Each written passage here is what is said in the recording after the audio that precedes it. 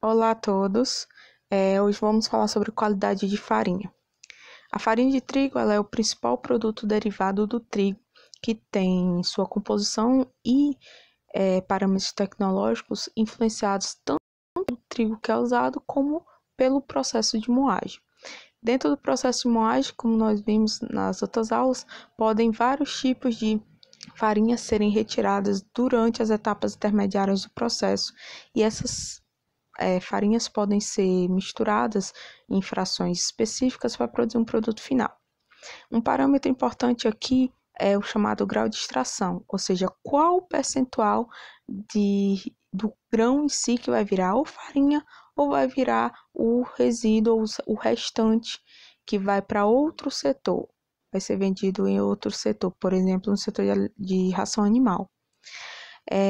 Um índice importante para cá é o chamado percentual de cinzas, que ele é um indicador de qualidade e indicador do grau de extração.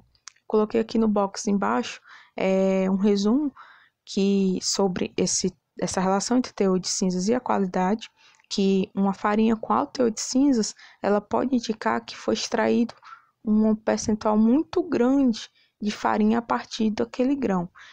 Inclusive, pode ter resquícios percentuais de farelo e levar a características indesejadas, como cor mais escura do miolo, como uma cocção de qualidade inferior e interferir na rede de glúten. Tenham em mente que uma farinha produzida com alto grau de extração, ela tem uma baixa qualidade tecnológica, que vai levar a armazenamento suficiente, alteração de sabor, redução de volume. Por exemplo, no armazenamento dificultado, a gente tem uma redução drástica do prazo de validade da farinha de trigo integral, que tem um grau de extração mais alto do que a farinha branca.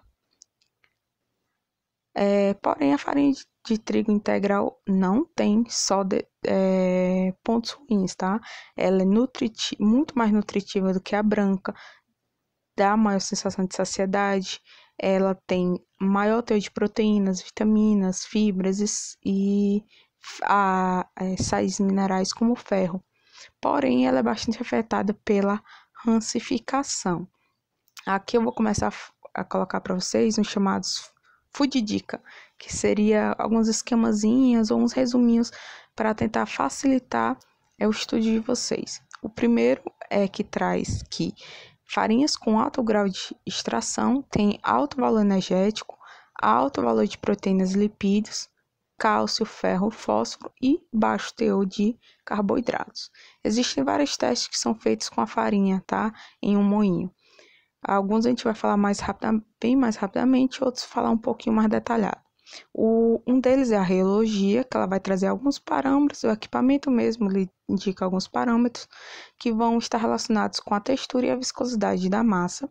Também tem o teor de proteína, também temos o teor de cinzas, que é feito pela queima de uma determinada quantidade de farinha. Ela é levada por um equipamento chamado mufla, incinerado, e tudo que é matéria orgânica vai ser incinerado e vai sobrar apenas os sais. Você compara o peso dessas cinzas finais com o peso da amostra que você colocou na mufla e tira o percentual. Também é importante a cor da farinha, que pode ser feita pelo equipamento chamado colorímetro, e principalmente quando a gente fala em massas alimentícias.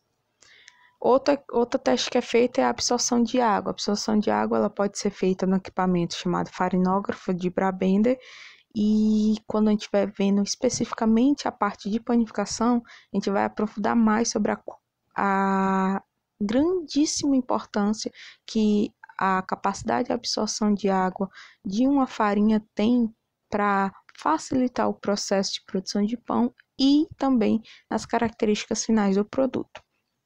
Outro teste é chamado de alveografia, que ele é um teste para determinar a força de glúten. Basicamente, o princípio ele vai fazer uma massa, uma bola de massa de farinha e água, e vai inflar essa bola, e vai contar alguns parâmetros até que essa bola estoure.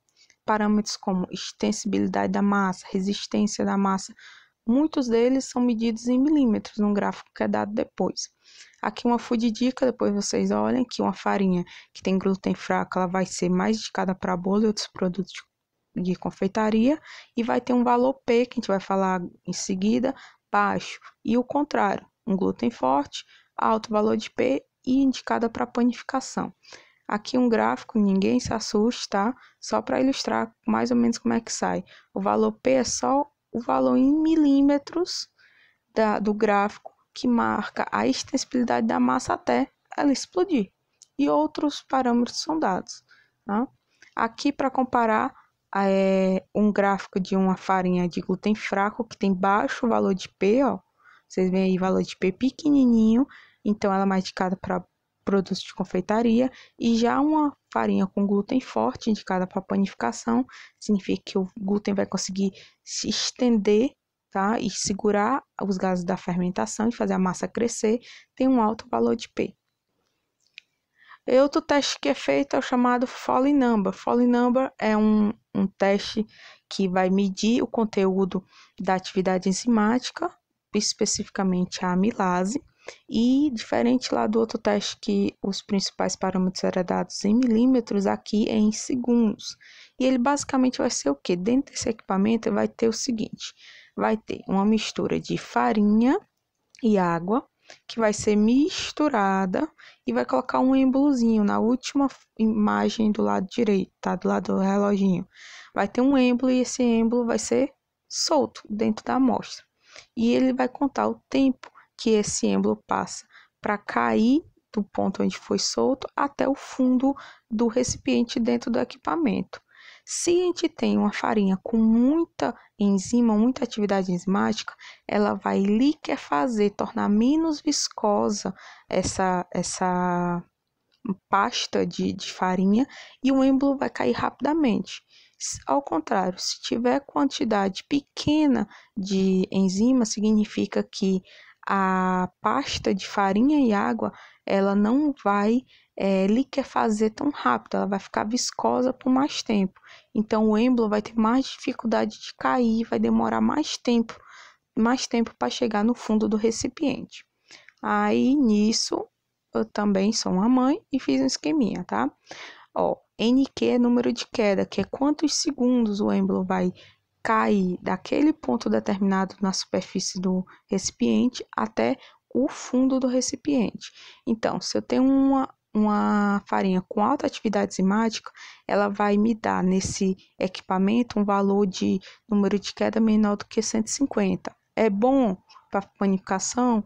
Não, pois vai produzir pães com miolo úmido, pegajoso, um pão pesado e de volume baixo. O que seria ideal? Seria com atividade normal, com NQ aproximado de 250. Já se ele demora bastante para cair, leva mais de 300 segundos, a gente já tem uma farinha com baixa atividade. Significa que eu vou ter um pão com volume reduzido e miolo seco. E tenho na cabeça que uma farinha com número de queda alto tem baixa atividade enzimática. E ao contrário, farinha com número de queda baixo tem alta atividade enzimática. Fica a dica que vai ajudar nos exercícios, hein? Para vocês ilustrar na vida real o que é que seria isso, a gente tem à esquerda um pão com baixo NQ, baixo número de queda. No meio a gente tem o que seria o ideal, e no lado direito uma farinha que tem um alto número de queda. A extensografia é o último teste que a gente vai ver, ele vai medir a resistência da massa à extensão. Fotos do equipamento e de como mais ou menos acontece o processo, vejam as fotos na apostila, no final do capítulo 1. Basicamente, ele vai fazer uma massa de farinha, água e sal, vai deixar ela descansar, vai esticar até romper, remodela, descansa, estica de novo e analisa como é que a massa se comportou depois de tudo isso. Então, vai ser útil para você determinar a força de glúten também, o tempo de fermentação e o uso ou não de aditivo para aquele tipo de farinha, aqueles aditivos que a gente falou na aula passada, se vai ser necessário ou não e que mais ou menos que quantidades. Eu queria falar com vocês também que lembrar que não são só as proteínas que formam a rede de glúten que estão presentes na farinha de trigo, existem outras proteínas, porém, a nível de panificação, as importantes são a gliadina e a glutenina. As outras têm outras funções, mas não são tão importantes quanto a gliadina e a glutenina, que elas juntas com a água e o trabalho mecânico, que é a sova ou na mão, manual, ou a sova na maceira, aquela maceira que a gente tem no laboratório, vão produzir a chamada rede de glúten, tá? Cada uma delas tem uma função. A gliadina, ela é muito extensível e a glutenina ela já é bastante resistente. E a mistura delas duas que vão produzir uma rede elástica, que você consegue esticar, plástica, que você vai conseguir moldar, por isso a gente consegue fazer pães modelados com redondinhos, lisos, com os cortes, e também uma massa bem coesa. E essa massa também, ela vai conseguir suportar os ingredientes que são mais pesados em alguns outros tipos de pães, como açúcar, ovo e gordura, que podem ser utilizados nas formulações, inclusive nas formulações que nós vamos usar. Quimicamente ilustrando aqui, as cadeias de gliadina e glutenina estão separadas, né, na farinha quando você adiciona água. E a energia do trabalho mecânico da sova vai fazer com que essas ligações que existem dentro das cadeias de gliadina e das de glutenina se rompam algumas delas e as novas ligações que vão ser produzidas é entre gliadina e glutenina, não em separado. Isso vão produzir outros tipos de ligações, como ponte de hidrogênio, Van der Waals e sulfeto, e nós teremos a chamada rede de glúten, que ela vai ajudar a reter os gases da fermentação, vai permitir o crescimento do pão e reter a umidade da massa, tanto da massa crua, como no pão assado. E para terminar a nossa aula, a gente tem que, já que falou de glúten, lembrar daquelas expressões que nós até falamos um pouco em embalagens, se contém ou não contém glúten, tá? Quando a pessoa tem algum problema com o consumo de glúten, ela não tem problema com o glúten em si, é com a gliadina que vai formar o glúten. E essas pessoas são chamadas de celíacos, por isso você pode ver em vários rótulos de produto, atenção celíacos, ou celíacos contém glúten, certo? E essas advertências são obrigadas por lei. Essas pessoas que têm alguma intolerância à gliadina, elas podem consumir alguns outros produtos, dependendo do grau de intolerância dela. Ela poderá utilizar produtos à base de farinha de arroz, de amido, de milho, de fubá, de farinha de mandioca, os polvilhos e também fécula de batata. Então, até a próxima aula. Bom estudo. Releiam a aula, vejam o material de apoio e boa semana.